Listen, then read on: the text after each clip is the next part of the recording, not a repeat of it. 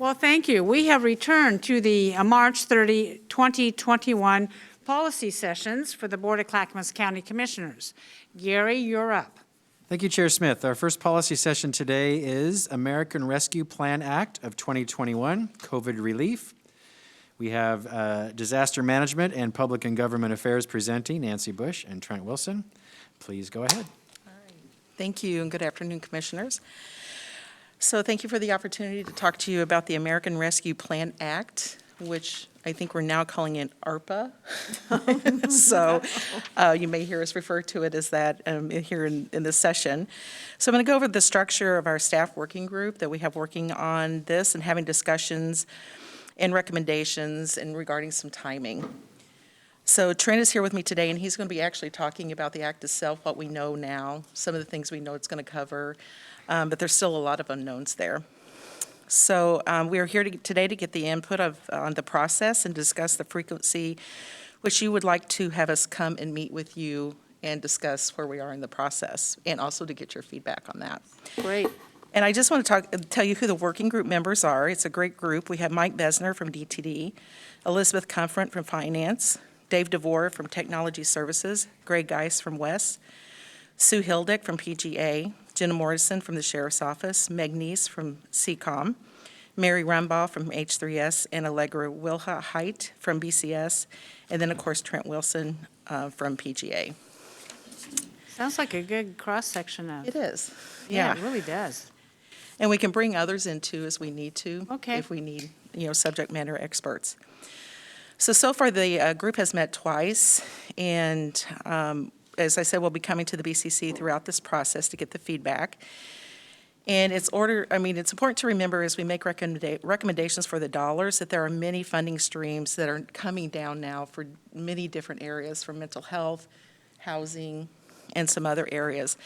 So we want to consider what dollars are coming in and where they're being placed, and then that will help us place that $81.1 million. So Because to we be want to make clear, sure we have the greatest Be impact. clear, Nancy, we have all these other funding sources that are coming down over here, but we still have the 81 over here. Yes, ma'am. Holy cow. So we want to see that big picture, which we don't have yet, Uh-huh. because we do want that $81.1 million to make a large impact and not, maybe double fund something. Right. Right. And Commissioner Savas did mention last week that we need to be deliberate and take time for, spending the dollars and determining how we're going to do that. The group definitely does agree with that. So during our work group meetings, we've determined that there should be a focus for the dollars, and we are thinking that the 5 BCC priority areas, of course, would be a guideline, as well as focusing on preparedness and resiliency as we move forward. It's important to include your constituents in this process and make this transparent with our communities. So we're also going to be suggesting that we have some listening sessions and conversations with the public, and to be transparent, which also takes time. So as we work through this and we talk through this early this morning, we think that it could be even July before we actually start spending the dollars. So that is kind of what we're going to lay out right now, but we can have discussion. But Trent, will you just go over the act and what we know for now? Thanks. Can you hear me okay? Yes.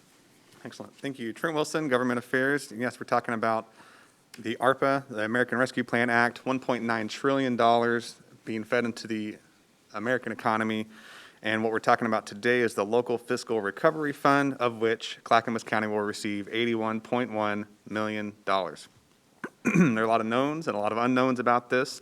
And the common theme you're going to hear me say today, and maybe Nancy as well, is that we are waiting for the U.S. Treasury Department to issue guidance on how to spend these funds. Everything that we have right now is the interpretation of the bill by associations, but once Treasury provides guidance on how these funds, that will be the marching orders for what is, I'm going to call it what's real, how to actually use these funds and what we can and can't do. And a reminder of how this worked a year ago when the CARES Act was released. The Treasury Department took some time to deliver their guidance. It came after the funds were released, and it created a lot of confusion because it wasn't necessarily aligned with a lot of the interpretations of the initial bill. So waiting for that guidance is actually going to be very helpful, and because it takes a long time to spend these funds, or it will take a long time to spend these funds, and we have a long time to spend it, We want to make sure that we're doing it right. So here's the bill itself, $81 million to Clackamas County from the local fiscal recovery fund. As Nancy mentioned, there are other funds beyond the local fiscal recovery fund that we are eligible for to apply for grants, are also eligible to receive direct funding for. So for example, we can expect about $12.5 million in rent assistance. We've already received $3.5 million from the HRSA program. That's the Health Resource I'm missing out on the acronym, I apologize, HRSA. So funding is going to start trickling in from this bill in other categories as well. And as Nancy mentioned, a priority for us is to not leave money on the table by spending something here that we could have gotten over here. Timelines. This is really the one that's up in the air. The U.S. Treasury Department has to submit direct payments to the county, at least half within the first 60 days of enactment. So that is on or before May 11th of 2021, we will receive at least $41 million, $40-ish million. And the Treasury can submit at least that amount. They can submit more, but whatever they submit, they have to submit the rest of it, so the second installment, at no earlier than a year later. So whatever they give us by May 11, we will not get a second installment for at least another year for that full amount. And we won't know what they decide until they decide it. We haven't heard any rumors until that point. But I think the thinking right now is a lot of folks expect it to be the two installment method. A lot of things within the ARPA Act just propose that's the way it should be done. Here's what we know and what we don't know. And you know some of this already, so I think it's probably good to be clear with the public as well. The use of this funding is intended to be very flexible. But the question that everyone is wrestling with right now is how flexible. And so that goes back to the guidance question. But what we know is you can use these funds to mitigate the public health emergency.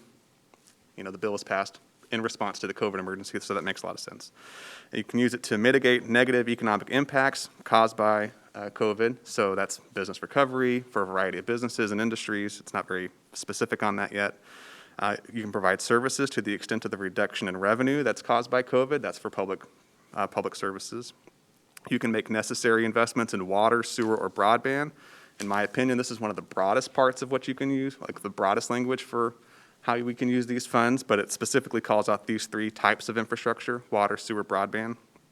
You can transfer these funds to a variety of service providers, and you can provide premium pay to people during public health emergencies who are responding to the public health emergency, i.e. COVID. And so there's some definitions to work around that we're trying to figure out too. Here's what we know we cannot use the funds for. We cannot deposit the funds into a pension fund program. And we cannot offset reductions in net tax revenue, directly or indirectly, that results from a change in law or interpretation of law through the end of the cycle of allowable use. I see. So the timeline there is until 2024, which is how long it takes to spend this money. That's the Treasury's guidance.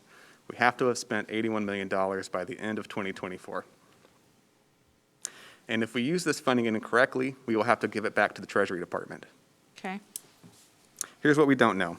We don't know for sure if the funds can be used retroactively, like to fund retroactive payments. We have heard some people say that you can. We have heard some people say that you can't. But I'm just going to defer back to what I've been saying probably too many times at this point, respectfully. Until the Treasury gives us actual guidance, we won't know for sure. But GFOA, Government Finance Official Association, they have said yes. Others have said not sure. So we're trying. We're figuring it out. We think it's probable, but that's just not for certain yet. And I want to just make sure it's on the table. And we're trying to figure it out. And we don't know if the funds can be used for transportation infrastructure. So again, with the infrastructure piece, there are some infrastructure notes within the bill. We're trying to figure that out, what's allowable, what's not. A lot of people are advocating for transportation infrastructure. So I want to put that on the table. I know that's a priority for the board for other areas. And then, yeah, my final notes here are more about guidance from the Treasury. We don't know what we don't know until they give it to us. Classic Donald Rumsfeld quote, sorry. And in our committee, we're recommending a pretty cautious approach as a result of that. And so I think Hey, Nancy's what gonna- approach? a cautious approach. Cautious, yep. Excuse me. So we're looking at the public health need. within that committee, and also preparedness and resiliency as sort of the current factors. But we're here today to talk with you all about other possible ways of looking at this funding. Yeah, and the other thing I just want to mention too, Elizabeth Comfort has already figured out how we're going to accept the money, because we know we have to accept the money and it may sit there a while. And so that has also been discussed, and we're pretty sure we know where we're going to at least park it. I call it park it for a while until we know what we're going to do with the funding. So Okay. we are here to get some Under direction. number on your preliminary allowable uses, the second bullet point says, provide government services to the extent that the reduction in revenue on line property income tax due to the public health emergency. Did we have that in the county? Did we ever have a reduction in revenue? I don't think we did. I think people continued to pay their property taxes. Is that correct? That is correct. In 2008, during the housing collapse, the amount of property taxes was reduced because property values decreased. So the amount we were getting was lower. People still paid their taxes, but the amount was lowered. So that is a possibility for us here in the next year or two due to COVID. Perhaps property values may decrease, which will mean less income that we receive, but that has not happened yet. But for the last fiscal year of which our budget deliberations will be happening, that has not occurred. That is correct. Gary? Correct, yeah. Okay. And Trent, Sorry, I guess I would only add, property taxes are just one source of revenue, and I think this bill calls out that it's not limited to just property taxes, but fees, services, that could also be an element of how that's considered. yeah. And of course, we're really concerned, especially in this county, about retroactivity since we did not receive our share as the others. And with that in mind, do we have a number? Has finance had time to calculate what that number? Well, I know that we could have been given 72 million. We have 17 million. What I'd like to know, if this is retroactive, what is that amount that we could be put back into our government services, programs, the services, depreciation of goods, so forth? So, yeah, I know Elizabeth Comfort is watching. I don't know if we want to bring her over. But I think it's also important to remember when we said that, this is what we would need, there was money that we weren't able to spend, right? So it's like we should be able to give our businesses X, but we were never able to do that. So we didn't spend all of that money. Does that make sense? When we sent to the governors, like, this is what we should be getting comparatively to what others are getting. But because we only got the 17 million, we didn't spend outside of that, which means our businesses didn't get the money that they should have, et cetera. So it would be to businesses, is that right, Gary? Yeah, so we did not, we funded what we were able to fund internally. We did not, quote, lose money internally. We only spent what we knew we had the money for, but we gave very little money to businesses, unlike Washington and Multnomah counties, because Right. they had the direct funding. Got it, And that was some okay. criticism the prior board received. Why aren't you doing more for business? Because we didn't have the funds to help you Right. do that. Yeah. Absolutely, right, yeah. Is this Paul in the queue? Commissioner Savas? Yeah, well, while we're on the vein of businesses, I'll just start there. That wasn't where I was gonna start, but I'll start there. So in a way, the businesses that are still standing, so to speak, and some are struggling, I'm hoping that we can establish some metrics. Of course, as Trent has said, and we know, guidance, but I think if we can at least establish what some of the numbers might be or the metrics might be. For example, let's say that we have an employer who employs 100 people versus employers that employ, let's say, less than 50, or those kind of numbers, and say, okay, what can we actually meaningfully do? And maybe there's a survey or questionnaires, we can do some work right now. What is it we can conveniently do that would stimulate them either getting back to full employment, and what do they really need versus just handing out money? I know we're not just going to hand it out. So that's one thing I think we ought to be doing, is somehow surveying, what meaningful assistance or aid can we do? And what can we put around there as criteria? So making sure that it's actually effective as best as possible, and being responsible with these dollars. So that's one suggestion. Certainly have an interest in, for all the reasons already stated, that we really make a concerted effort to apportion some of these dollars towards businesses. The other question I have, and maybe no one can answer it, but I think some of the learned lessons I've had since I've been here, and I'm just going to say it. Sorry if I'm being blunt, but I'm just going to say it. I mean, the first project that, so to speak, kind of blew up on our face when I first came on in regard to housing was Easton Ridge.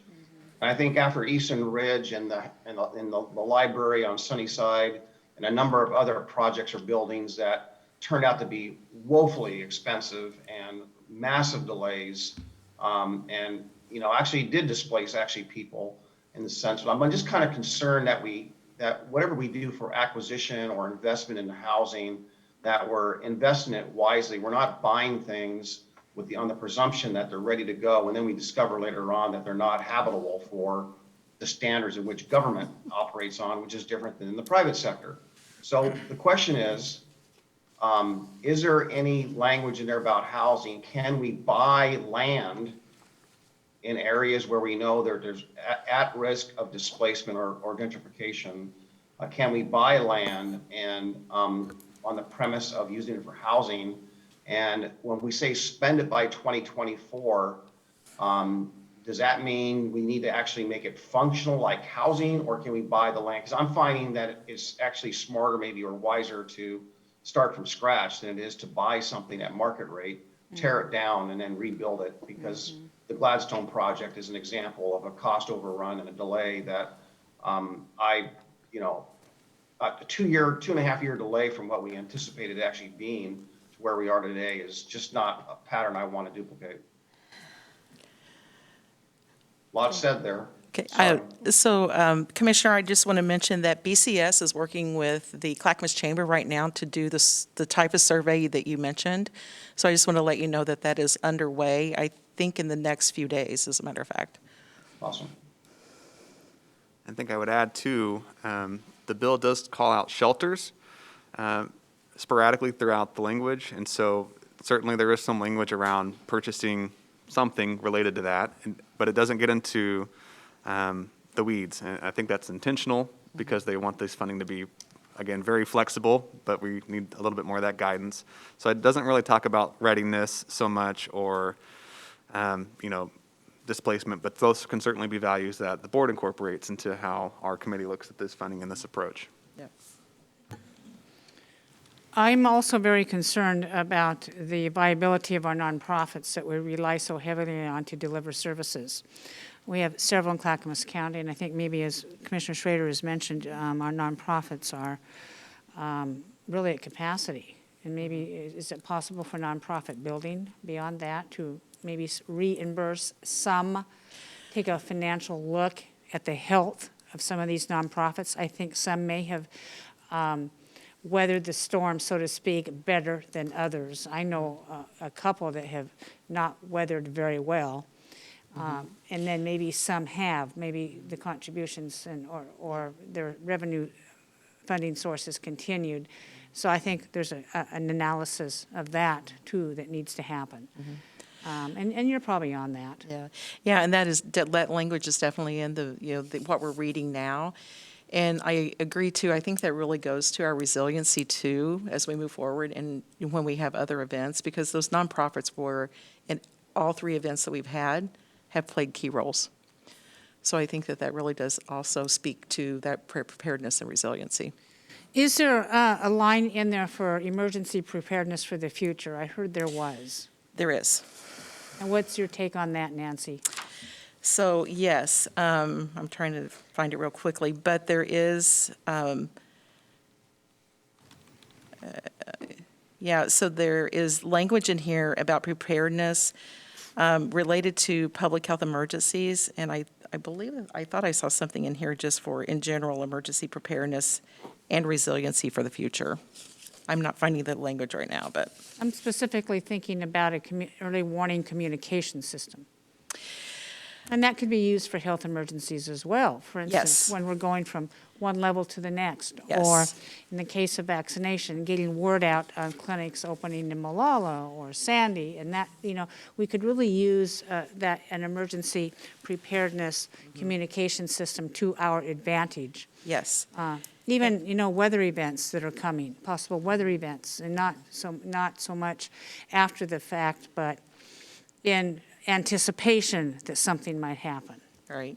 And that is definitely something that we are hoping to do an assessment in this next fiscal year, and which would lend itself to, is like, what does that mean and what does that look like, especially for our more rural areas? Great. Trent? I would just add, similar to what we were saying earlier, I think that's allowable within the $81 million, but also over here in this other bucket, they've called out specifically Federal Emergency Management Agency resources, where there's going to be a disaster relief fund, funeral assistance for programming, and additional funding for FEMA programs that include food and shelter programs, firefighting grants, emergency management performance grants, which is kind of what you're talking about. Wow. And other things. And so Wow. it's this game of great idea, can we do it here or do we have to do it here? Okay. And then making sure that we're not leaving money on the table. That's great. Commissioner Savas? It's actually Commissioner Fisher. Commissioner Fisher, please. So thank you for the materials, and I know this is really super high level, but I'm confused. I'm confused. So I'm just curious if you can help me with this. On one end, under allowable uses, it's preliminary allowable uses, provide government services to the extent of the reduction in revenue. And give some examples. But then on the guardrails for recovery funds, it says not allowed to use funds to either directly or indirectly offset a reduction in net tax revenue. Yeah. And so what's the difference? I'm sure there's something really brilliant in there that you can help me understand. I'll tell you kind of like what I'm thinking here.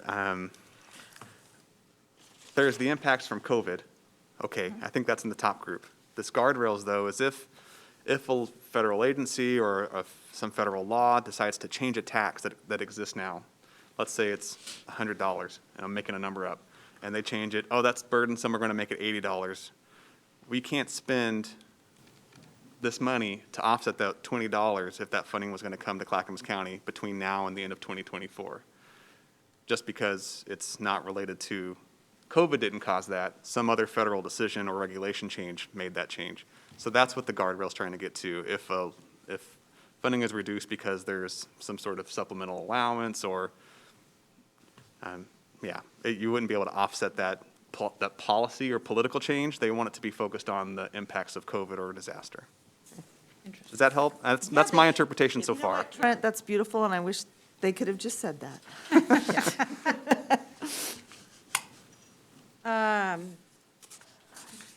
Now I have Commissioner Savas. Commissioner Savas.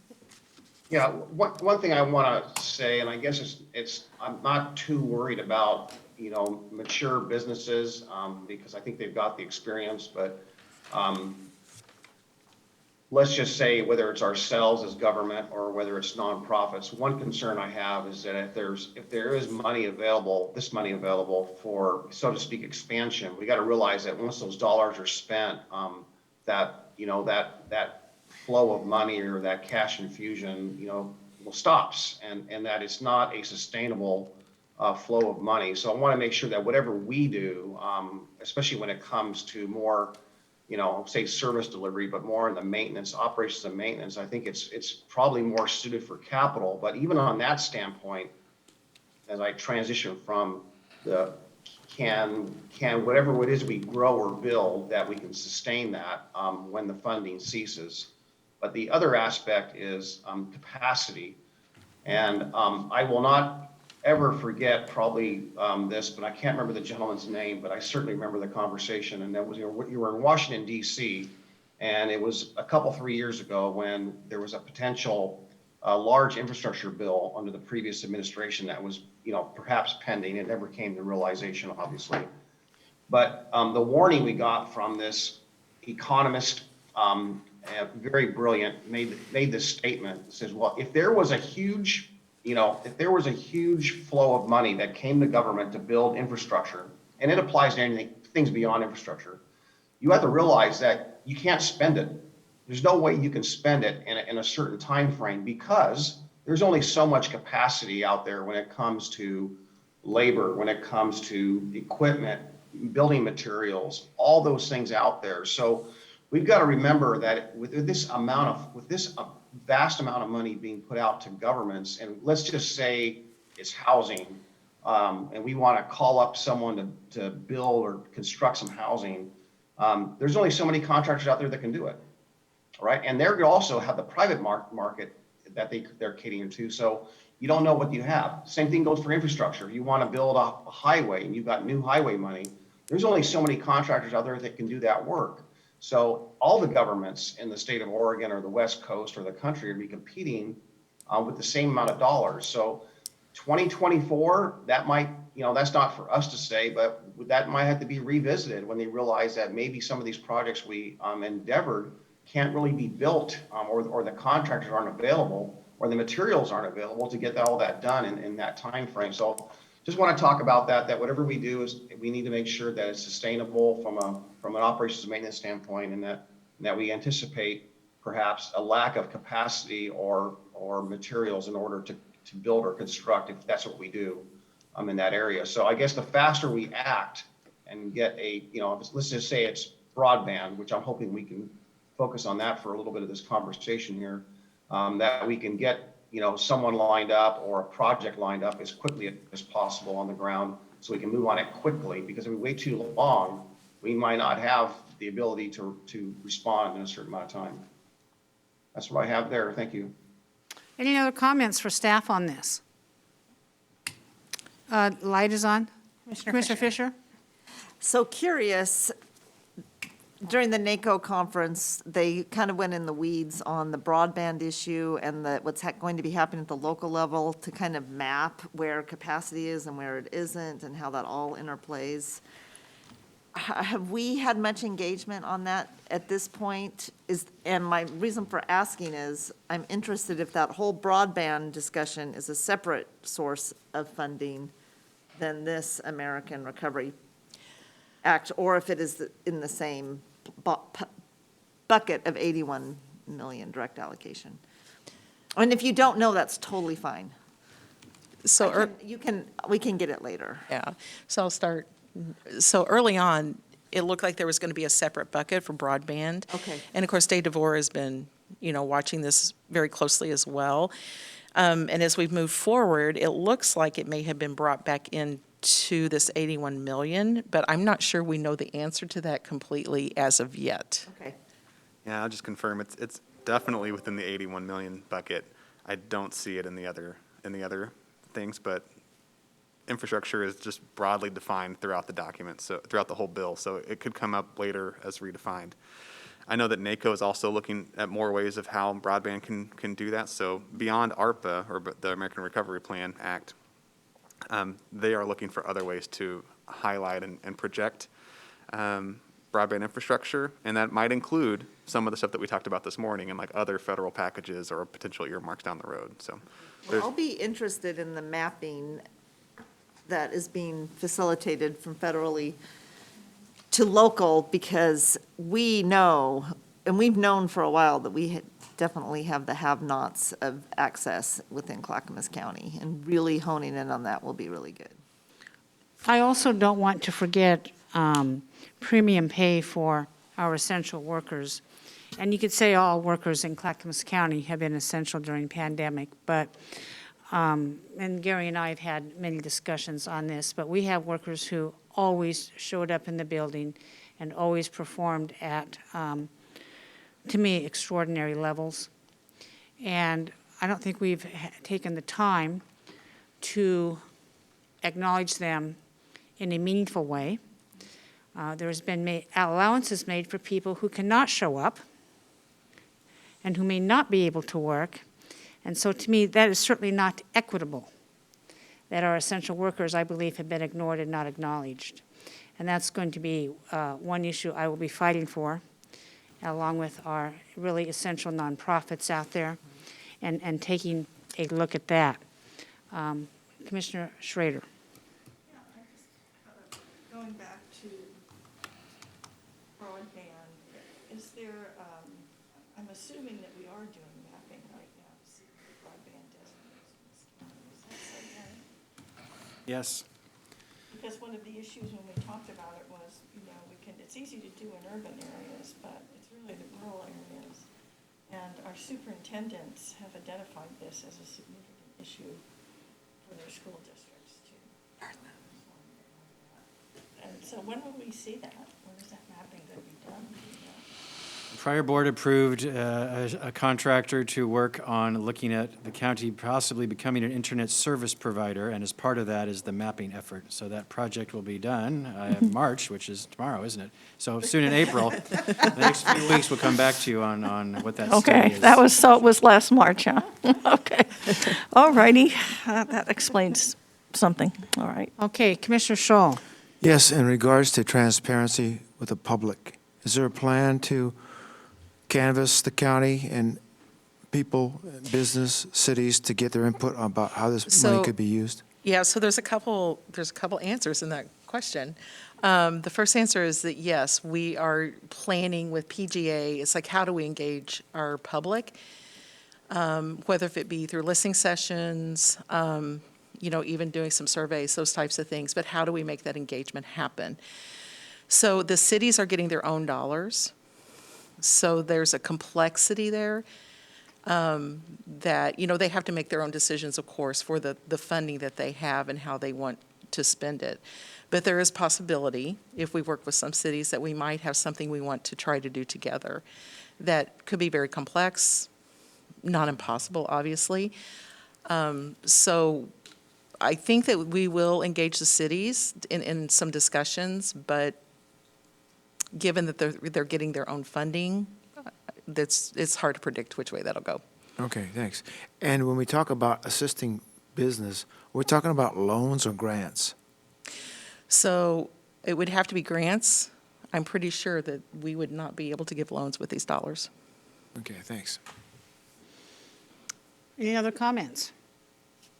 Well, thank you very much, and keep us apprised and let us know what we can do to help. So just one more question is, how often would you like for us to come back to do briefings with this group, with the BCC? Once a month? I guess as soon as we know we got the money, Okay. that would be the next check-in. I'd start making lists. And did I hear anything about public outreach?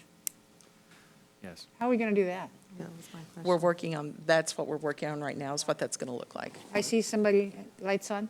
We have a couple in the queue. We have Commissioner Savas and then Commissioner Fisher. Fisher? Yeah, my question was just what Chair Smith was saying about public engagement. I think that's very interested in how we're going to be doing public engagement, really wanting to be engaged in the public engagement. So if we're going to be doing listening sessions or town halls, or even if there's within our departments that they're going to be doing direct county engagement, it would be good for commissioners to know. So if we're able to pop in and listen to some of these activities. In my view, this is job one of our county commission. This is most important. And we need to really hear from our constituents as to what the needs are out there, so we make the best use of these Absolutely. resources. Thank you. Commissioner Savas? Yeah, I want to just build on that a little bit, and also go back to tie that into broadband. So I know that our TS folks are listening in on this conversation, and so I want to, in listening to all the people that I've talked to, school board members, people in schools, so forth, all the aspects in all different parts of the county and people's input on broadband. It's been extremely valuable in the last year. So I want to state that if you're in an urban area and you've got broadband running past your apartments or your homes and it's nearby, that type of infrastructure is already there and it's set. The question is, do you have the equipment from the street to your home or your apartment that is adequate to give you good service, right? High quality or high speed service. So that's one aspect of it. And then in your home, do you actually have either a laptop or a device that actually works? So there's a few elements to the whether or not people have access, because that could actually be, hey, I've got all the stuff, but I don't have the money to pay the monthly bill. So there's the financial means of can I afford, but I have all the stuff, but I just can't afford the actual service. So I think doing analysis or getting some kind of an assessment of what the needs are out there is where I'm going with this. The same example holds true for the rural areas. There's rural areas, for example, that they don't have any infrastructure outside or anything nearby. It actually needs to be dug. It needs to be built and get out into that part of the country. So they don't have anything. Right. And then there's also parts of the rural area where they have it, but it's very slow service. It's not adequate to actually, provide the services in the virtual reality world that we live in today. And all the other things that go with that. Is it financial? Can they afford the service if it's there? And do they have the equipment, the high-speed equipment to make it work? So I think there's a number of opportunities, including partnering with our providers, not our providers, but the private providers, and helping in that assessment. What do they need? How can they improve service to their constituencies if they had an infusion? That's some of the things I've brought up actually a couple, 3 weeks ago to our TS folks on this broadband, is that what can we do to partner? And we might have a tremendous opportunity to really increase access, meaningful, valuable, high-speed access to folks. But I just want to let you know, it's not just about a piece of equipment, or it's not about a line in front. It's about everything. It's the finances or the economics to pay it. I won't repeat myself, but I'd like to see some assessment being done so that we've got a better idea how to best spend the money and how to partner with our private sector folks to make it happen. Great, thanks. And I think I'll answer my own question. I will work with Administrator Schmidt on when we would come back when we've hit certain milestones. And then I think we'll just make sure we're That's here good. through that We process. need to get on to our next session. Thank you very Okay, much for thank you. coming in. Thank you. So Commissioners, we will not spend a penny until you authorize us to spend it. So the money will just be housed until you direct us how to spend that funds. Great. Okay, thank you. Next session is Transit Development Plan, Overview and Direction for Adoption. We have staff from Transportation and Development, who should be Mike Besner, Karen Burig, Teresa Christofferson. And there's Karen right there. And Mike is online. All right, great. Mike's online. You just can't see him yet until he starts I'm here. talking. Is it okay if I sit here? That's fine, Karen, Because yep. then I can see the. Yep. That's fine. Are you able to hear me? Yes, Mike. That's fine. All right, you have an hour, Karen, but less is better. This is more. Go ahead. All right, well, I'm going to get us kicked off real quick. I want to thank everybody for allowing us to bring this item to you. We're really happy to talk about the Transit Development Plan. We've been working on it over the past year, and we're really excited to have one finally for Clackamas County. Transit, it's a topic that bridges both H3S and DTD. H3S has done operations with the Mount Hood Express, and DTD has been doing some transit planning. So we'll get Karen Burig, who's our long-range planning manager, and Teresa Christofferson, administrative service manager with social services, are going to talk more about the details. And in the spirit of keeping things moving, I am going to pass it over to them and allow as much time for questions afterwards as we can. So wonderful, wonderful commissioners. It's nice to be here. And I'm going to be working with Christina. She's going to be managing the presentation. Thank you. So it is, we really do want to spend most of the time here to have you guys ask questions and provide some guidance. So I'll quickly go through the presentation. We, as in DTD, were primarily responsible for managing the consultant as a part of this project. And Teresa Christofferson and her team really are about operations of transit, and they really are the ones that work with connecting with the STIF funding, which is State Transportation Improvement Fund funds.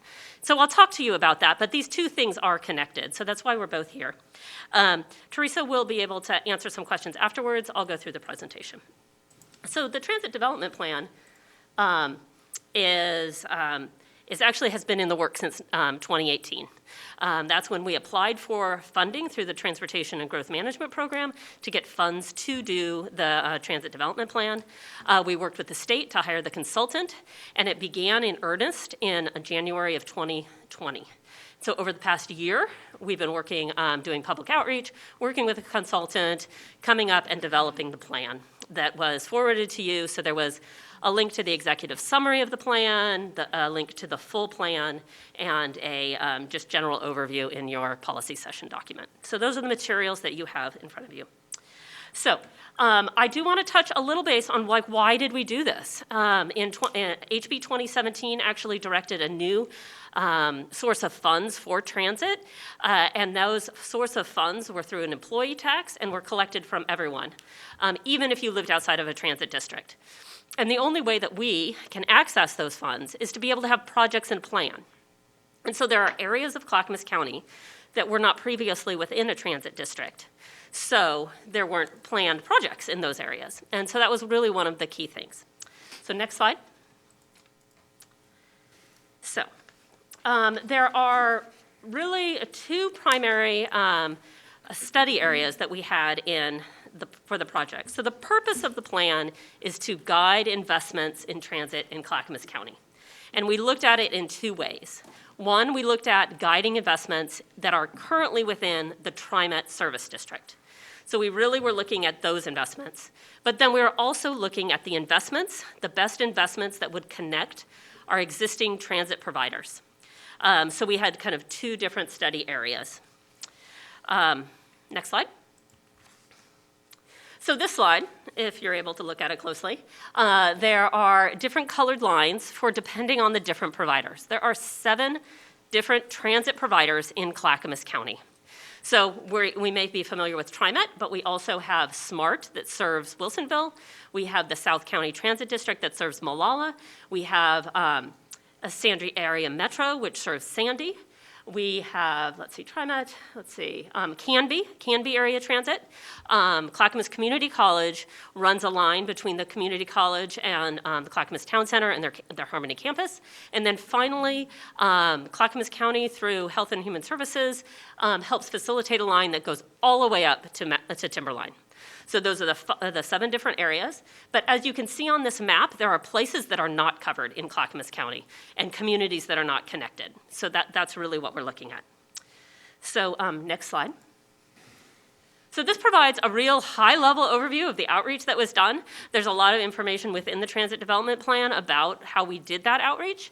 But I just wanted to highlight to you that we had a technical advisory committee that included the different transit providers. Everybody had a representative. We also had representatives from the cities on that technical advisory committee to help develop this plan. We had a project advisory committee with different residents that also helped develop this plan. We did a variety of online surveys to get information about the different places that we were at. We also did some targeted online engagement. Hi, Teresa. And we did some targeted outreach and online engagement to specific groups. We did some listening sessions. We went out to CPOs. We actually met with C4 2 different times. So we talked to a lot of different people as the plan was being developed. So next slide. This is a really high-level overview of the process. How did we do this, right? So first of all, we set some goals for the Transit Development Plan. And the project goals are to enhance connectivity, prioritize equity, prioritize health and safety, promote sustainability, and improve customer service. So that was the broad goals for the project. And so then we went out and we did a needs, and when I say we worked with a consultant, right? And so they helped us with the needs assessment and being able to evaluate the different areas, which different areas had different types of needs. They did a demand analysis. They worked at, we actually looked at different routing options to give us an idea of what people wanted. And we had a survey that went out and gave people different choices depending on the area that was to be covered. And then we have a section, and we came up with recommended routes. So we have the primary kind of heart of the document has to do with recommendations related to short-term recommendations, medium-term, and long-term recommendations for connecting areas in the county. So next slide. So again, it's always interesting to kind of see these on the map far away. But really, when I look at this map, what really calls out to me are the blue lines. And the blue lines are those new connections, those areas that didn't have transit to begin with, and we identified as a need. The green lines are areas that already have been identified as a need in other plans, because we went and looked at everybody else's plans too. And then the red lines are also places within, I believe it's the TriMet area, where there are those existing identified needs. So next slide. So with all of that, doing all of that different analysis, we kind of came up with 3 different groupings of the type of recommendation. So new connections completely, like there isn't transit there now, we need to make a new connection. There is new local service. So perhaps in some areas that is more locally, we need service. And then additional transit service. So there are some places that have transit service now, but they just need more. So those are kind of the different groupings, and depending on the different recommendation, they have different, they might focus on the additional transit service or new transit service. So next slide. And so here is, again, sort of an overview of the recommendations in relationship to giving you an idea where the greatest needs were, right? So something that has a darker red needs more, there's a greater need for service there. There's more trips that are expected that need to be served. So you can kind of see across the board, that's part of the information that we were looking at. So next slide. So here, again, is sort of the heart of the recommendation that are in the Transit Development Plan is a set of different projects. And so for the short-term recommendations, there's 5 short-term recommendations. And I really wanted to just kind of highlight what sort of made something a short-term recommendation. And really, it has a high need. In some of these cases, there's actually planning work that's underway, but it's not yet funded for operations. So there's this idea of like, I know there's a need and I'm going to plan for it, but we don't have funding for operations. And then some of these, there's 1 or 2 that actually are on the TriMet Service Enhancement Plan and also are in that place of like the need has been identified, they just need to match it to funding. So that's how you got into the short term. So the next slide is just a map of those recommendations. So that's the kind of high level. You can see the ST1 and ST2, kind of how they're around that map. But geographically, we have one in Milwaukee. We have the connection along I-205. There's a connection that is connecting Oak Grove or Jennings Lodge up to the Clackamas Town Center. So those are in that short-term bucket. So next slide. So medium-term recommendations, there's quite a few more in the medium term. That's where kind of the heart of where our projects are. There's about, I believe it's 14 different projects, and I won't go through all of them, but what you can really see is some of them have to do with, hey, we just need more, more service on this line, more runs per day, that type of a thing. So next slide is also the projects. All of these projects, again, are in the executive summary, and they're in the Transit Development Plan itself. And so the next slide shows a picture of those projects. And so here we might be seeing things that we had already seen on the short term, but what we actually need is in the next round, we establish the service and then we'll need more service later. So that's why some might be on the short-term list and then also on the medium-term list. That means additional service. We begin to see the connections, such as there's a connection between Sandy and the Clackamas Regional Center that's been identified by the city of Sandy as something that's important. There is a connection between Estacada and Oregon City. While right now Estacada actually is in the TriMet district, someone that lives in Estacada has to go all the way up to the Clackamas Town Center and then back again to Oregon City. There's been a lot of interest in being able to support the students that live in Estacada and having a more direct access to Oregon City. So there is that connection that's in there. And we start to also be able to see some just sort of that local service around areas like Canby and whatnot. So those are kind of examples of what the medium-term recommendations are. And next slide. And then the longer-term recommendations. So what are things we know out into the future where we'll need some transit service, but it's not ripe right yet. And so here, again, you see what we have been talking about. There are existing routes, additional service.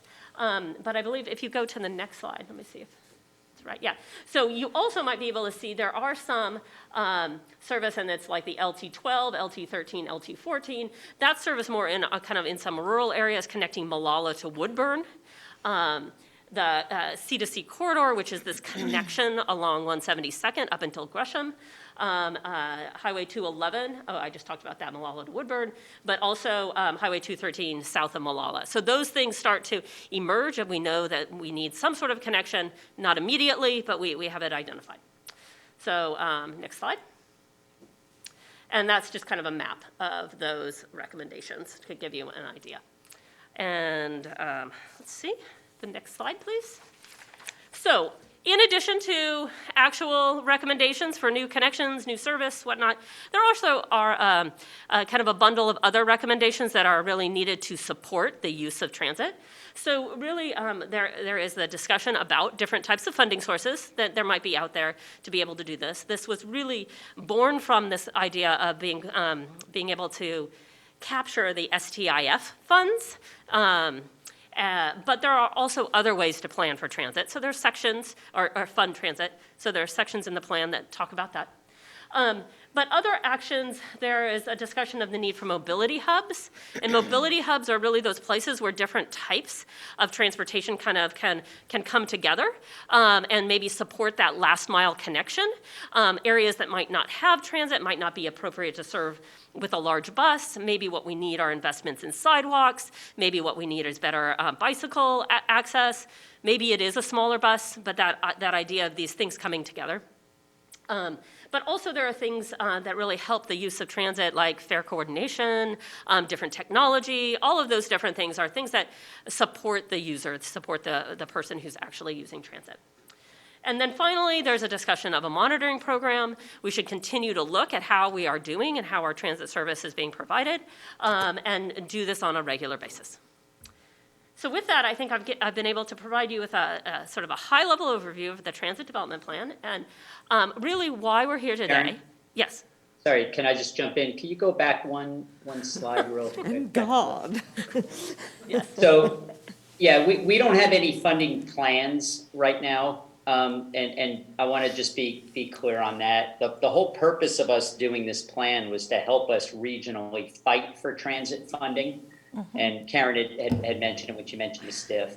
And just so everybody does, just to reiterate, road fund cannot pay for transit operations.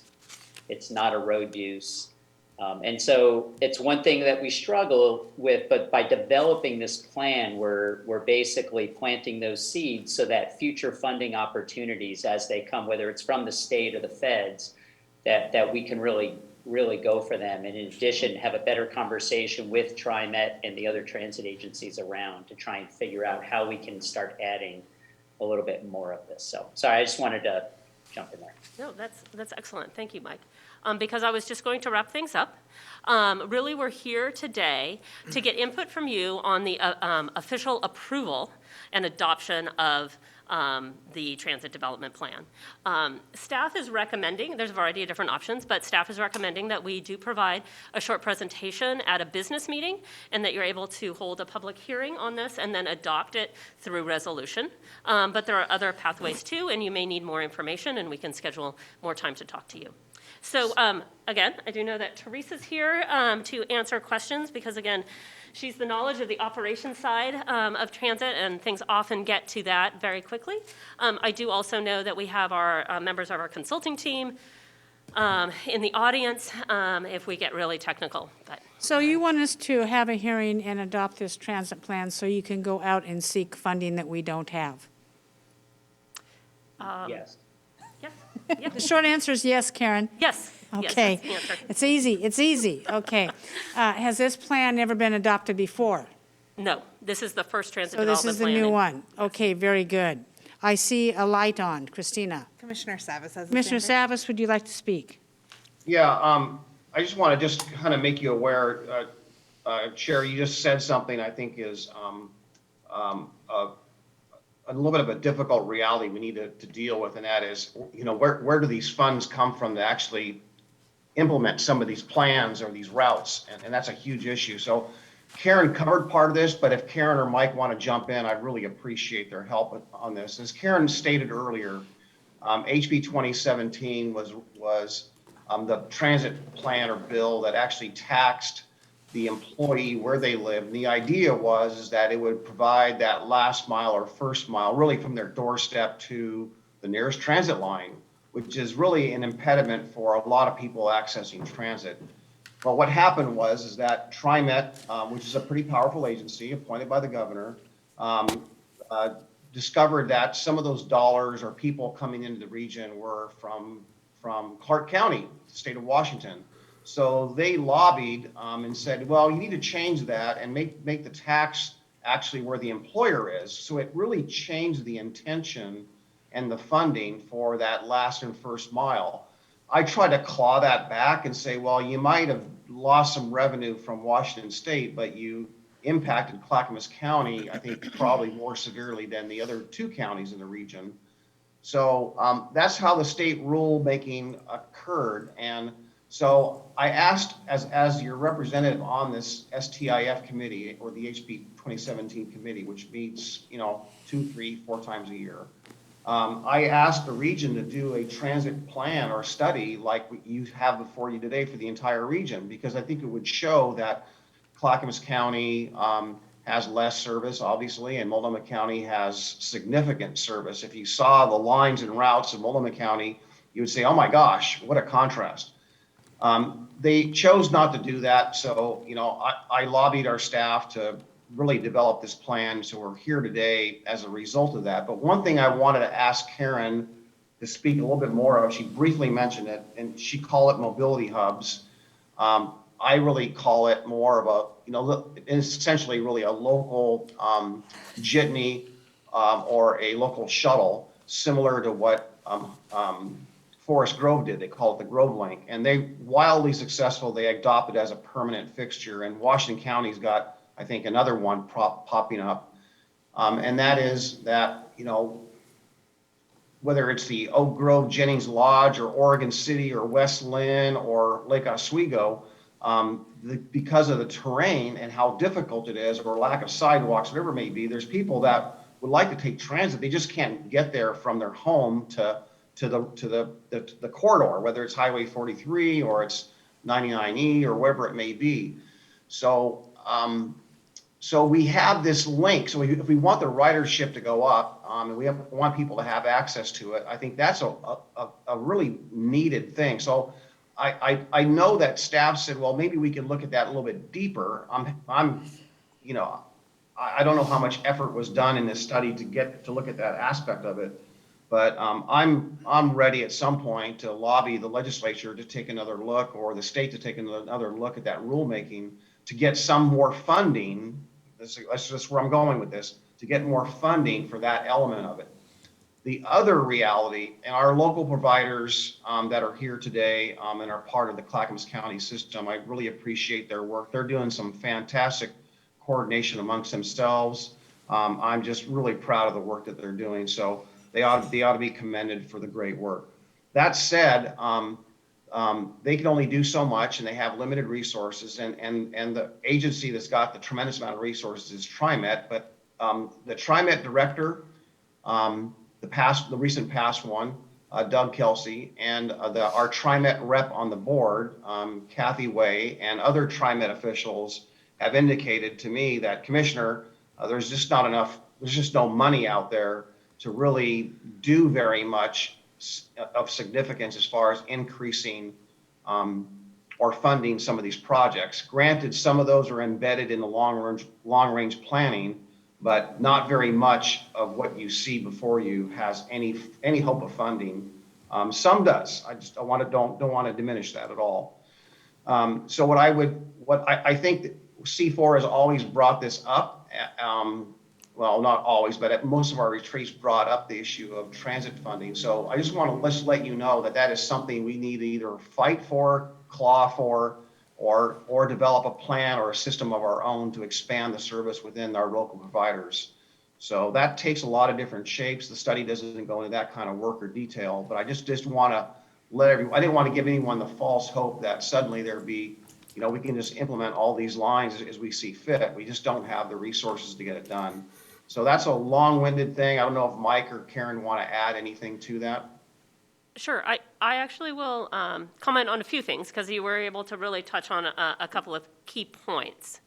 And so first, I want to talk a little bit about the STIF funds and the fact that they are, the way that the legislature has set them up is they're working to be able to return the funds back to where they are collected, right, from the best way they can. And the tool that they use is to be able to fund projects in what are called STIF plans.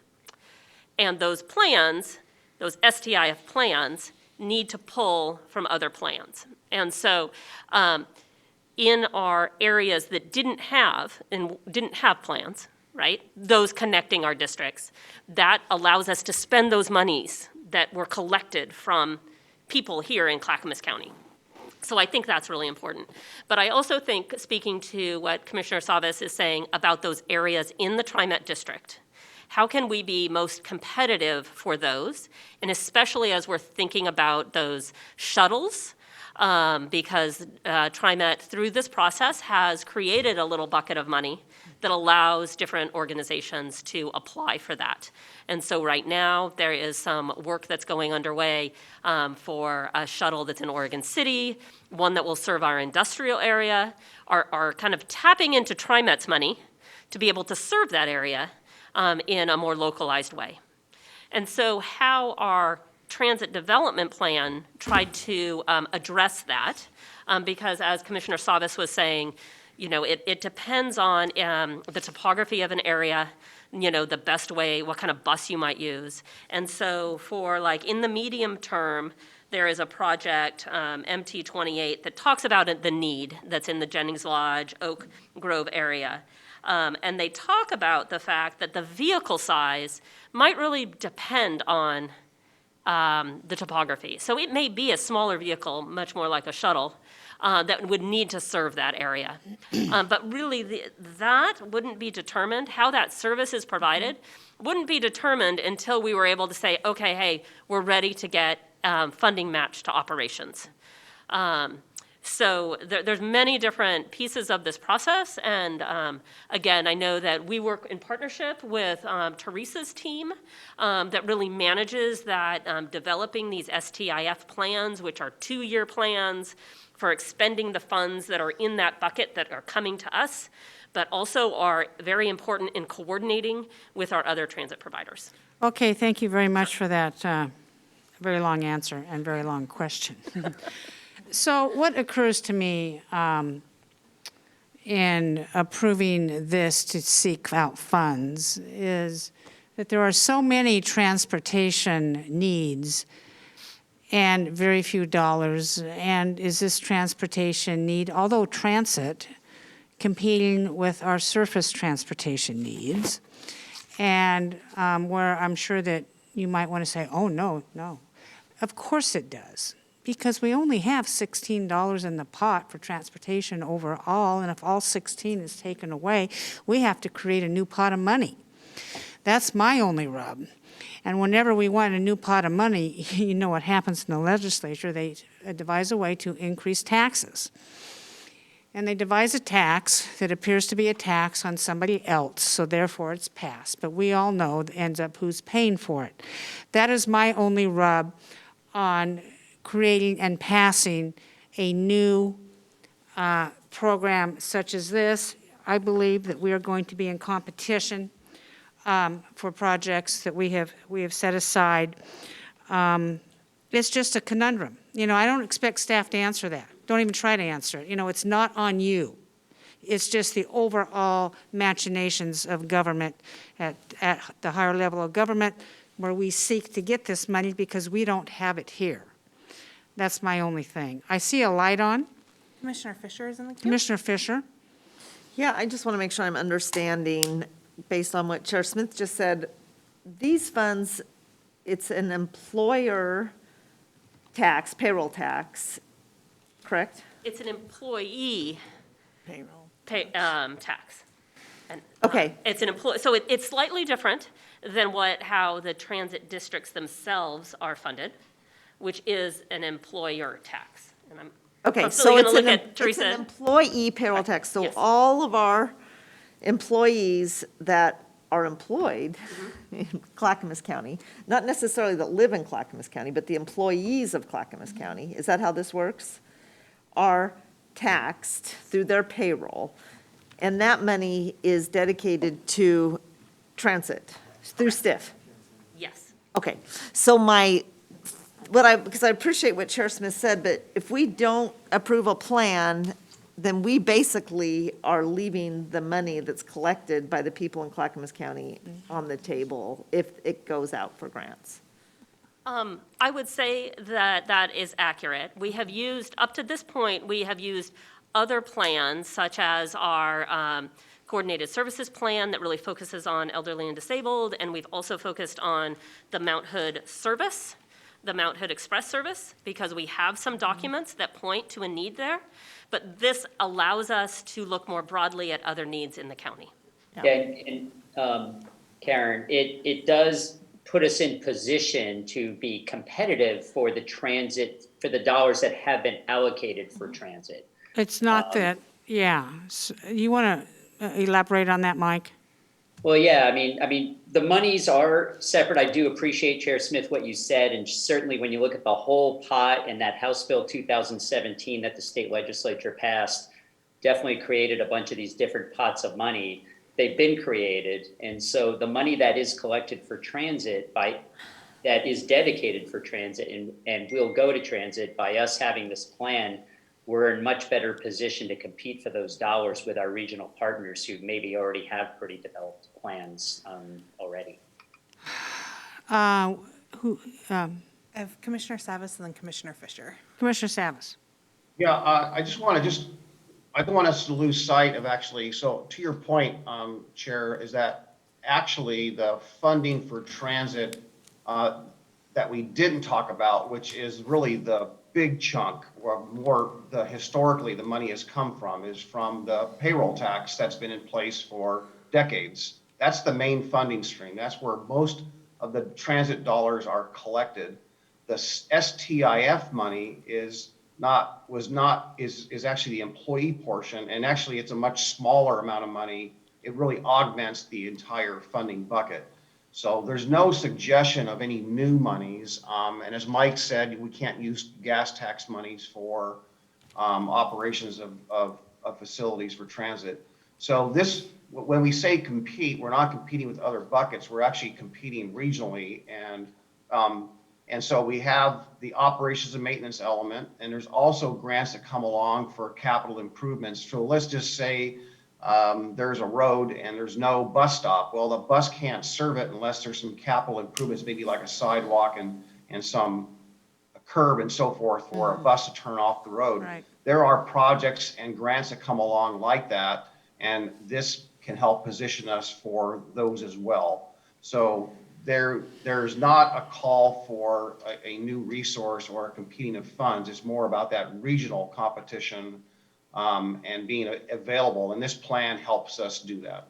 So you're saying that we're asking the funds, existing funds, to be redirected to us because we have this plan? Is that accurate? I won't say the funds, I'll say the sources. Okay, because as we know, when employment as the region grows, there's more and more people going to work, there's more and more dollars. So there's more money coming in, and there's always grants that come in. So it just helps position us with those existing sources. Well, I'm not going to hold my breath on this. Commissioner Fisher? Yeah, the thing that I keep hearing about as a county commissioner are for our younger folks trying to get to Clackamas Community College and the lack of a route from either Estacada or Sandy but this plan, and it's hard to look at all the lines, but it looks like this has really been identified by others, but that's medium, is it medium or second tier? Yeah, it's the medium Could you explain to me the different tiers? category. So the short term really. Short term, So medium. short term, medium, and long. And the short term really is a short list a selected list, and they either are already, routes that are already being planned. Okay. So, and we have that connection, there's a connection and a need for transit. There's no transit along kind of the I-205 area that connects from Westland over into Tualatin and whatnot. But there's a high need. There's nothing there, but there's actually a need. And we had money to do planning for that, but not operations. And so that's a short term, that fell into short term because we've done planning for it. There's a high need, and so that's short term. So there's also the Milwaukee fell into that category. And I think there's another one in Jennings Lodge that would go along Jennings. Those are all in essence queued up to do the next step for operations. They've done Okay, some thank planning. you, thank you, Certainly. thank you. Yeah, that Thank really you. helps me, Okay. because where my interest is, and I know Commissioner Strader and I have been in these conversations between education and transportation, and there's just a real lack. It takes sometimes 2 hours for a person to get from where they live to Clackamas Community College, and we really need to fix this hub of Oregon City as a way for people to get to. So during this plan, it makes, Commissioner Fisher, you bring another thought, is there a place for priorities to be funded over others? Or you just kind of splash your paintbrush on short-term, medium-term, and long-term? So I think that's a great question. And that is, to me, that is where the STIF program, when we do the every 2 years, when then the priorities start to emerge. So you then have that bucket of projects, let's say in the medium term, short term, and then you start to say, I'm going to match this and I'm going to fund that. So within this project, we're not giving any more sort of definition on those priorities. Karen, one more thing I want to add real quick. This is a living intent is this is a living document. It's the first one we've done. We plan it to be edited over time as we discover better ways to do it. Should we be prioritizing differently, stuff like that. But for the first, this is our first go around, but we do intend to have it be the living document to reflect changing priorities, changing funding sources and everything, so we can. Well, that's good to know, but, because let's say that this board decided they wanted to make a priority on bus service to Clackamas Community College for students, of the whole spectrum. It's a very, very noble effort. I mean, is there room in this for that if, we get down the line and we have something coming in? Is that a possibility, or are we kind of, Karen, I've had this conversation before on the tier 1, 2, 3, 4s, 69s. And then, you know what? We have a transit plan, and it's another paintbrush with 69 other projects on it. And frankly, I take a look at this and my eyeballs gloss over, because I don't even know what we're doing. I understand the short term, the medium term, and the long term. But can you understand a little bit, every time we were presented with a transportation plan, it's so complicated. It's so Yeah. complicated. And I guess, and I really do think that we'd benefit, I'm going to look again at Teresa, and maybe you could come up and just talk a little bit about what happens every 2 years with the STIF funds. And Karen, that's, just real quick, and Teresa, come on up. I just wanted to say, Chair Smith, that's part of our job, is to bring those things to the board. We're painting with a pretty wide brush right now because there's a lot of needs, and we want to make sure they're all included. But we never know exactly what the funding source is going to be, what the criteria is going to be. And it's good to have a whole suite of possibilities so that if there's a targeted funding source, we have a project ready to go. All right. Certainly, if the board wants to prioritize one over the other, that's right. the one that would go. Thank you. Teresa, would you like to be brief, please? Am I on? Is the green light on? Yes. Okay. Well, it's not, but that's why I was asking if I was on. Thank you. Good afternoon, everybody. Thank you for giving me an opportunity to speak here for a moment. So regarding the STIF process, I think that it's really key for us to be able to have plans like this in place. It is actually a mandate in the state law that projects are cited in a planning process. So every 2 years, all of the transit providers, representatives from some of the governments come together to try to look at what we have in place, the plans that we have in place, and put together these projects so that the projects that we're identifying and funding are the ones that are the highest priority for those local governments. So I do think that this is really a key process for us to be going through at this point in time with that mandate to have plans in place. Well, now it's more clear to me. Should have said that at the beginning. Thank you. And I see somebody in the queue. Commissioner Savas has his hand Commissioner raised. Savas. Yeah, it's no different than our transportation system plan, the very same thing. Yes. We know we've got dozens and dozens of projects. They're not, there's no funding identified for it, but when something comes along, there's a grant, we pull that off the shelf. And as Teresa said, no plan, you don't have much of an opportunity to get any award or apply for a grant. So this is really a tool that will position us really well. And I'm happy to make the motion. Just a moment, before everybody gets all hot to trot on motion here. We have three options. Do we want to have a public hearing and a business meeting, or do we want to have it on a resolution and do it that way? I was to make the move for option one, which was with the hearing. That was the staff recommendation. Yeah, I'll second that. Commissioner Savas has made a motion to adopt this to a public hearing with a business meeting at a future date. Commissioner Fisher has seconded that. Do we have any discussion? No, seeing none. Christina, would you please take the poll? Yes. Commissioner Fisher? Aye. Commissioner Savas? All right. Commissioner Schrader? Aye. Commissioner Schull? Aye. And Chair Smith? Aye. Motion passes 5-0. Go forth and conquer. Thank you. Thank you. Okay. I'm going to run and get some water, and I will be right back. Go ahead. Thank you. Gary, what's up next? All right, the final policy session is a short-term rentals program update. We have transportation and development staff to present. Dan Johnson, the director, go ahead.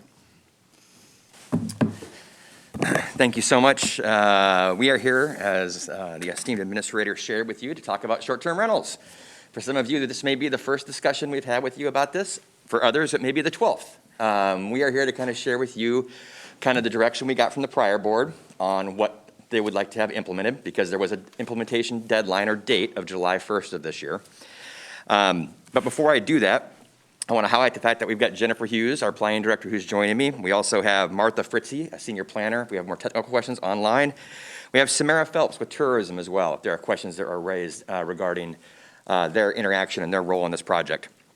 I want to make sure we're clear about something, and Jennifer's probably going to speak to this, but this effort and this project is comprised of two separate entities, one of which is an amendment to our zoning and development ordinance, which has gone through and which is currently under appeal at LUBA, but was approved, and we'll see how LUBA judges on that particular item.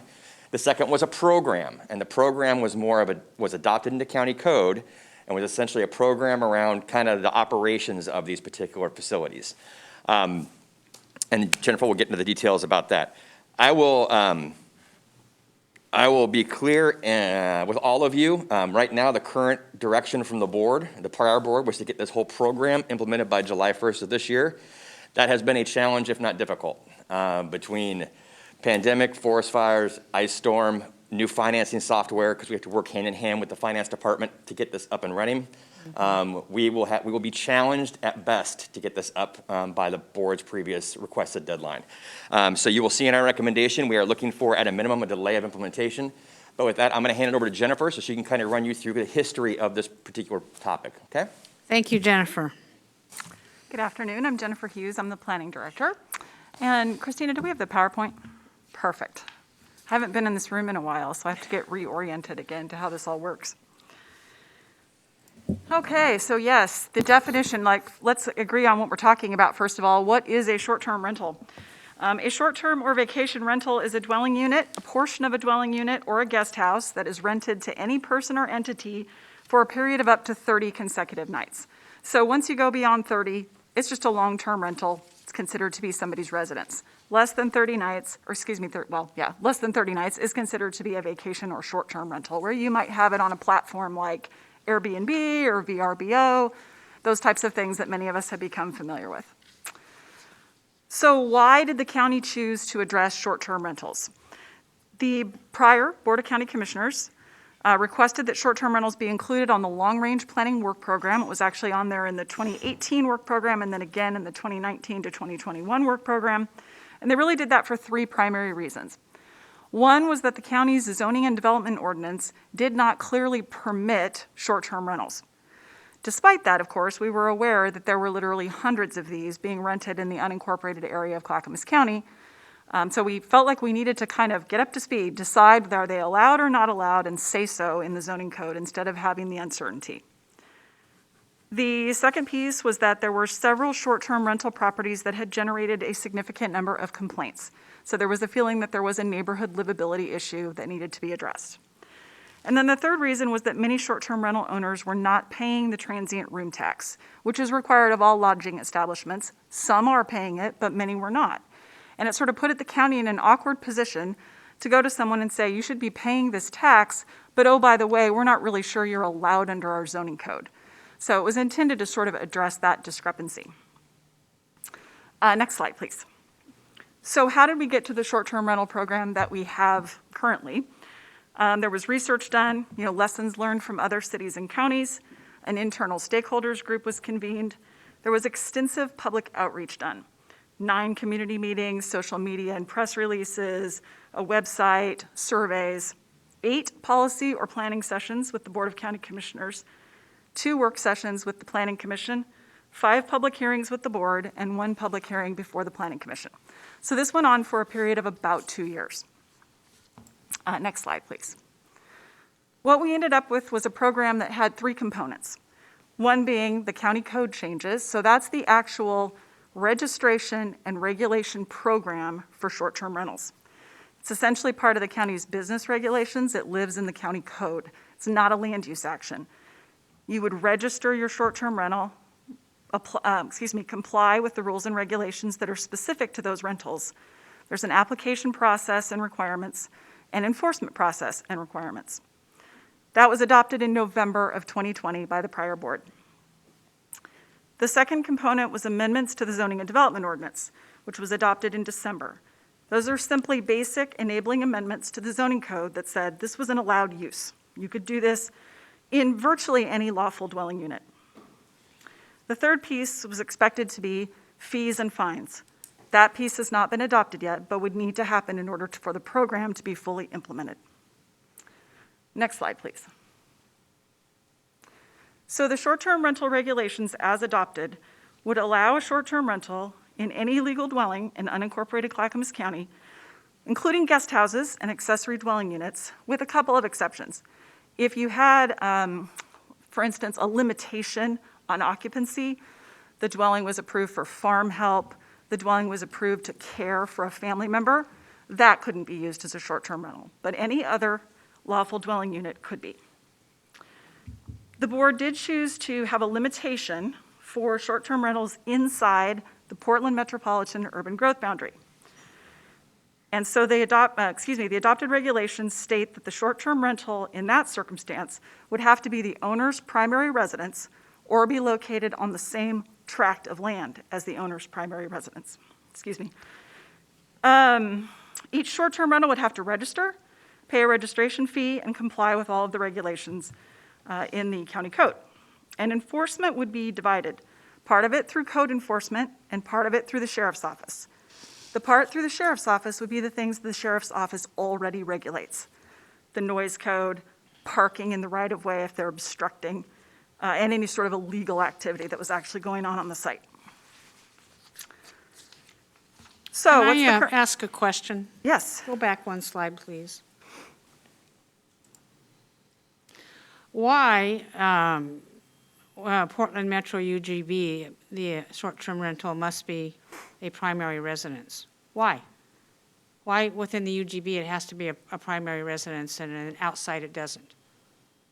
So there was concern, as I recall, about people, sort of a housing supply issue with people potentially buying many residences up in the urban area, turning them all into vacation rentals, and therefore limiting the supply of housing inside the urban growth boundary.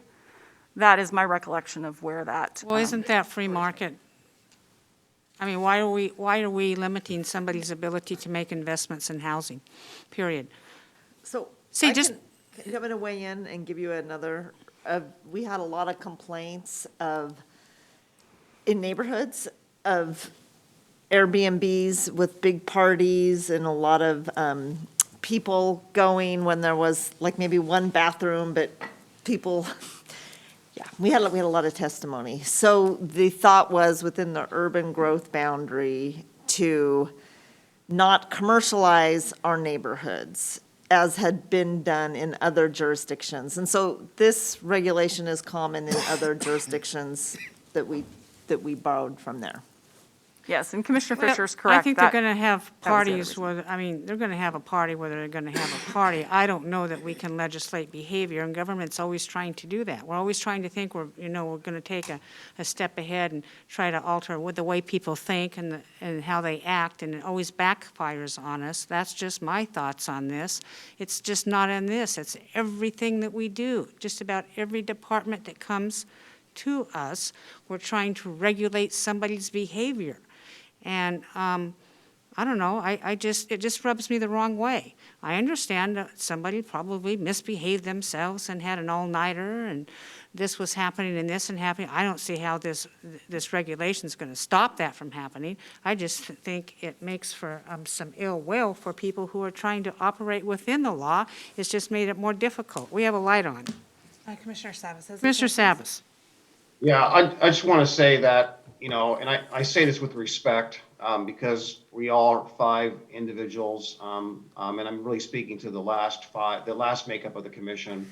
We all had different angles on this and different viewpoints, and we didn't all agree. As a matter of fact, I think every vote was split, frankly, because part of this we liked, part of it we did not.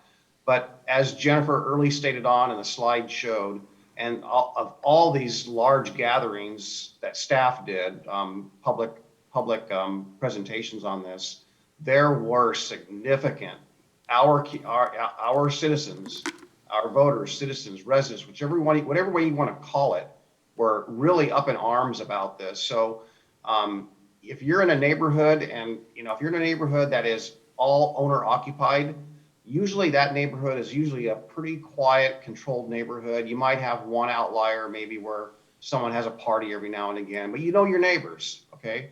When you have a neighborhood that has got rentals on it, you have less, I think, neighborhood satisfaction. But when you have a neighborhood full of, or have a lot of short-term rentals, those folks that live there are only living there for 1 or 2 or 3 days, so they really don't care. And that's the havoc that's created. And so this is not a Clackamas County. This is kind of a nationwide problem. But if you listen to and look at what other counties did in the state of Oregon who have gone through this and other county commissioners, I think it'd be really educational and informative to listen to this situations. There are coastal counties where they have a lot of short-term rentals and there's no one in the neighborhood except on the weekends, for example, because they're all just rented out. And they have, and all the workers that work out there are living in shelters because they can't afford there's not enough housings and they can't afford it. So there's a lot of complexities, and nuances with. Paul, I think you're straying off. You're just straying. This isn't the coast.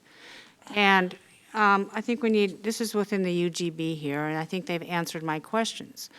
But it still goes to free market. People should be, allowed to invest and use the properties. We have these, this just rubs me the wrong way. So Jennifer, continue on the next slide. Okay, thank you. I am almost done. So what is the current status of the program? So the zoning code amendments, and again, the zoning code amendments just say this is an allowed use. Those have been appealed to the Land Use Board of Appeals by 1,000 Friends of Oregon. We will not see their full arguments for another month or 2. We think, I believe, based on their prior testimony, that it's related to their belief that this isn't allowed in exclusive farm use and timber zones in the rural area, that state law doesn't permit that. We disagree, and we'll see how that all sorts out. But I don't believe it's a general appeal of the entire allowance. It would be probably limited. So we have vacation rentals up on Mount Hood. Correct. In areas, I don't know what the areas are. It's timbered up there. It's it's, Typically, I mean, there's For the ones that are some, in but, government camp, those typically are not considered our timber zones. Those are kind of our Well, mountain there's zones. Though rhododendron. there are some probably there's that are. rhododendron and all those little communities on the way up. So the real timber zones and the real farming zones, you cannot have a vacation rental. well, we believe that you can Well, if I the think dwelling you is can legal. too, I because think- wasn't there that huge, what was that farming initiative in Clackamas County, Martha, where they traveled around? Yeah, the agritourism, I know. The what you're talking about, agritourism, the right. farm to- You know, this goes right directly to agritourism. If we ever got back to our tourism department, you know, full speed ahead, they would probably want to go back to that and implement that. So I would agree. Martha? Yeah, I just want, since you mentioned tourism, I just wanted to let you know, I did get an email from Samara Phelps, because evidently I'm the tourism liaison, and basically, just to give you some background here, that basically the ZDO change to make short-term rentals legal was their top priority. They like it because it's a big improvement on how they interact with short-term rental operators. And for them, their reasoning is it provides clarity for both the staff and the residents. So everybody knows what the rules are. So from their perspective with tourism, you're not having some of the larger entities that are bigger hotels, let's just pick one, I guess Timberline, that are paying this. People who are going up there to ski or do other recreation and folks are renting out their houses to those folks also have to pay the transient room tax. Right. Okay, which goes, Right. so that was their big thing with that. So they have said they're supportive of the short-term rental policies approved in December. But, we've had to prioritize, obviously, other things this month. And she does mention that tourism funds cannot be used to fund the program.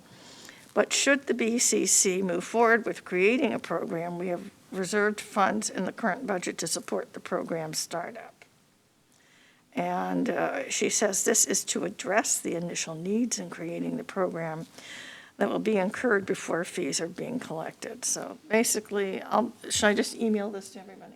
I don't care. Yeah, it would have been nice if we had it beforehand. Yeah, I should have thought of that. It was my fault, so. I don't, I just I got don't know, it. maybe it came in this afternoon, Dan. We speak to this in the next bullet. All right, let's just go, let's just let Jennifer continue. Are you okay with that, Mark? Oh, sure. Yeah, she and I'll sent it call to on me. Mark next. Chair, she sent it to me at 1:43 today, so I didn't get a Okey-doke. chance. I should have, I can forward it, or have Tracy forward it. So. Okay, so that's the status of the zoning code amendments. The status of the registration program, which again is distinct and lives in the county code. Development of that program and materials has not yet begun. As Dan mentioned, there's been a number of reasons for that. The uncertainty on whether short-term rentals were generating income during the pandemic, the temporary loss of the seed money that Commissioner Schrader mentioned from tourism, the potential that this board has different priorities than the prior board, which is, of course, part of the reason that we're here today, to have that conversation. And the fact that we've been, staff in multiple departments have been dealing with 3 emergency declarations over the past year. So what options do we have for you today? 3. One is to advance implementation of the short-term rental program on the current schedule. And as Dan mentioned, that will be challenging. It would take effect July 1st, 2021, and we would need to have adoption of a fee prior to that for the registration and to support the program moving forward.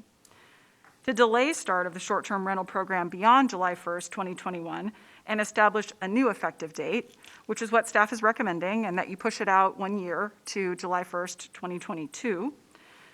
And then again, fee adoption would still need to occur between now and then. And then thirdly, to repeal the adopted ordinance that's implementing the short-term rental program. So you could do that. You could choose to just repeal the program entirely, and the zoning code amendments would stand, assuming that the LUBA appeal, that we prevail, and if not, then we'll have to figure out where we go from there. Okay. So our recommendation is option 2, and if you select that, then we would ask that you direct staff to schedule for first and second readings, because we would need to adopt the different implementation date than what we had before.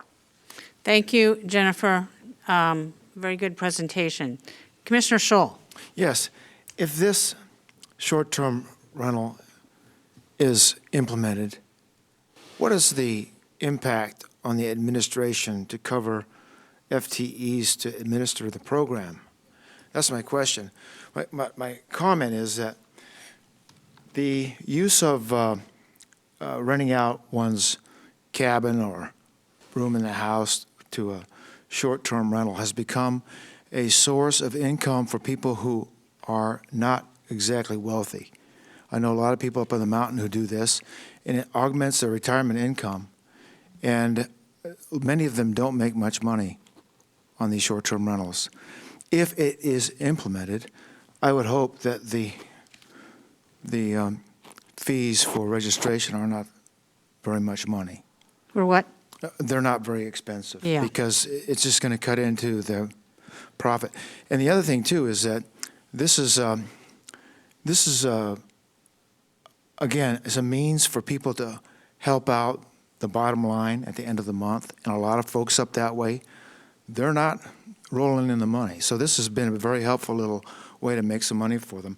And finally, I'd like to say, if it is implemented, I hope it's not implemented until July of next year at the earliest. Thanks. Do you want me to field that, Gary? Yeah. Yes. Okay. This is a discussion that took a significant portion of our time with the prior board. First and foremost, the direction we received was no general fund dollars would be directed to support this program, number one. Number two, we were supposed to establish a way to do full cost recovery for the program once implemented. That raised the discussion on what that fee was going to be.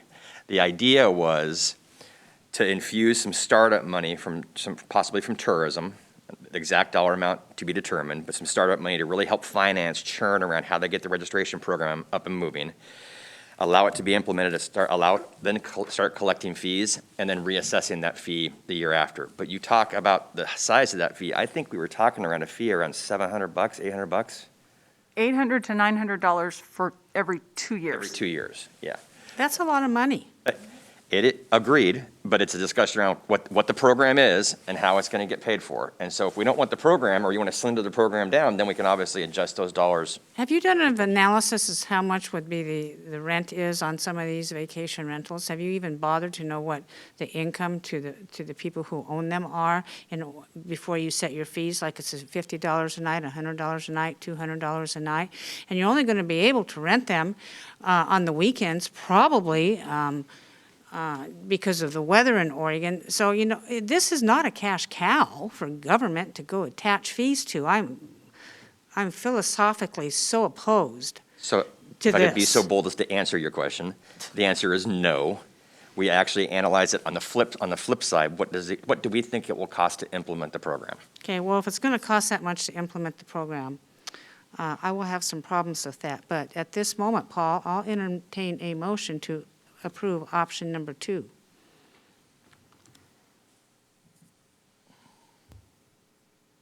All right, was Paul is he gone? He's I thought he not wanted on. to make that motion. Oh, he's coming on. Sonia, go I'll ahead. second the motion that Paul was going to make, or I can make the motion. Oh, there where'd he you is. go?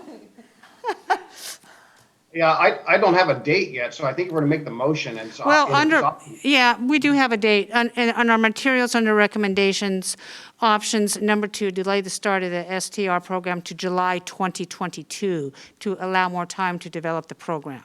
That is the motion that staff recommends. So moved. Okay, and Sonia, So would I you will like to second that. Do we have discussion? Hearing none. Christina, would you please call the poll? Yes. Commissioner Fisher? Aye. Commissioner Savas? Aye. Commissioner Schrader? Aye. Commissioner Scholl? Aye. And Chair Smith? Aye, motion passes 5-0. Dan? So we will be scheduling some time to bring forward for first and second reading. As we have to change the actual date, we'll be coordinating with staff to bring that for you as soon as possible. And that would be at the business meeting. Yes. Thank you very much for your time on this. I appreciate what you're trying to do to accommodate this board. I really do. So that's what we're here for. All righty, take care. Gary? That is it for today, Chair. Yeehaw. Thank you, everybody. What, we're done?